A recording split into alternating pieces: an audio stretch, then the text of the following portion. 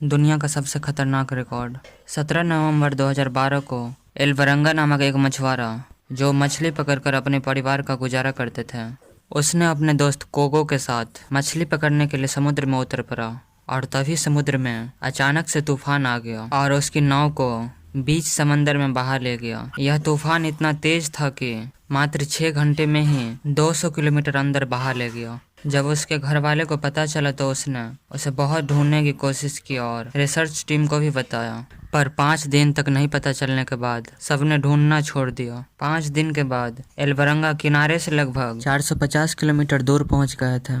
इसके चारों तरफ बस नीला समंदर और उसमें वह दोनों अकेला। वह खाने के रूप में समुद्र की मछलियां खाते थे और पीने के लिए बारिश के पानी और कछुए के खून को पीते थे। और ऐसे ही करते करते 4 महीने गुजर गए और अभी तक उसको कहीं भी जमीन नहीं मिली। वह दोनों एक दूसरे को बिजी रखने के लिए एक दूसरे से बात करते थे, रोते थे, हंसते थे और फैमिली को याद करते थे। अभी तक उसको किसी ने भी नहीं खोजा और 4 महीने बीतने के बाद एल्वरंगा के दोस्त ने जीने की आस छोड़ दिया और उसने अपना दम तोड़ दिया। दोस्तों, 1 मिनट आप थोड़ा सोच कर देखो कि कोई बीच समंदर में फंसा हो और उसके साथ मात्र एक लौता दोस्त हो और वो भी साथ छोड़ दे। तब एल्वरंगा ने भी खुदकुशी करने को ठानी और एल्वरंगा का धर्म उसकी इजाजत नहीं दे रहा था, लेकिन फिर भी एल्वरंगा ने जिंदगी से जंग जीतने को ठानी और किसी न किसी तरीके से समुद्र में तैरता रहा। लगभग 5 महीने के बाद उसके करीब से एक मिलिट्री का जहाज गुजरी और एल्वरंगा खड़ा होकर हाथ भी हिलाए, पर दुर्भाग्यवश किसी की भी नजर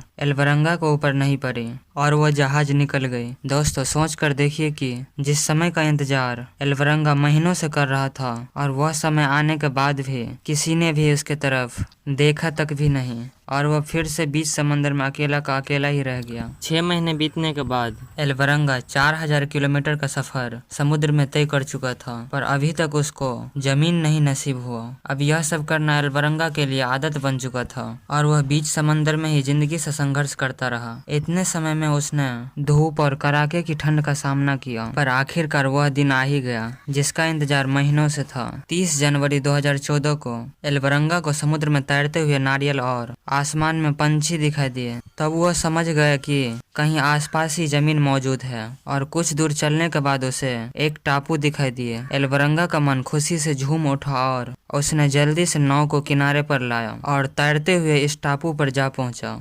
438 दिन बाद एल्वरंगा को जमीन पर रहने का मौका मिला। थोड़ी दूर चलने के बाद उसे एक घर दिखाई दिए और उसने घर का दरवाजा खटखटाया। यह दिन एल्वरंगा के लिए सबसे खुशी का दिन था। वह 438 दिन समुद्र में रहने के बाद भी जिंदा बच गया और किसी इंसान से मुलाकात हुई।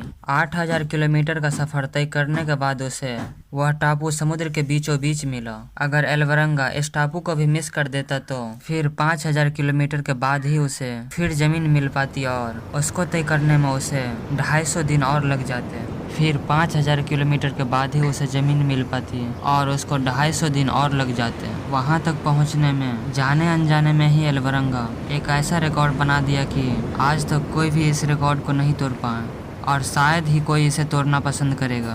बाद में एल्वरंगा घर आकर अपने इस संघर्ष की एक किताब लिखी जिसका नाम 438 दिन रखा। एल्वरंगा की इस कहानी से हमें यह सीख मिलती है कि हमें कभी भी जिंदगी से आस नहीं छोड़ना चाहिए। भले ही मंजिल कितना भी दूर क्यों न हो, पर धीरे धीरे कदम बढ़ाने से एक न एक दिन मिल ही जाती है। दोस्तों, आपको अगर यह वीडियो पसंद आया तो लाइक करें और हमारे चैनल को भी जरूर सब्सक्राइब करें। जय हिंद।